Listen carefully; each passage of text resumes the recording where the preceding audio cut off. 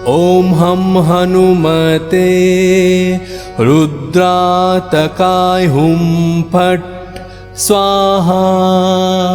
ॐ हं हनुमते रुद्रातकाय हुं फट् स्वाहा। ॐ हं हनुमते रुद्रातकाय हुं फट् स्वाहा। ॐ हं हनुमते रुद्रातकाय हुं फट् स्वाहा। ॐ हं हनुमते रुद्रातकाय हुं फट् स्वाहा। ॐ हं हनुमते रुद्रातकाय हुं फट् स्वाहा। ॐ हं हनुमते रुद्रातकाय हुं फट् स्वाहा। ॐ हं हनुमते रुद्रातकाय हुं फट् स्वाहा। ॐ हं हनुमते रुद्रातकाय हुं फट् स्वाहा। ॐ हं हनुमते रुद्रातकाय हुं फट् स्वाहा। ॐ हं हनुमते रुद्रातकाय हुं फट् स्वाहा। ॐ हं हनुमते रुद्रातकाय हुं फट् स्वाहा। ॐ हं हनुमते रुद्रातकाय हुं फट् स्वाहा। ॐ हं हनुमते रुद्रातकाय हुं फट् स्वाहा। ॐ हं हनुमते रुद्रातकाय हुं फट् स्वाहा। ॐ हं हनुमते रुद्रातकाय हुं फट् स्वाहा। ॐ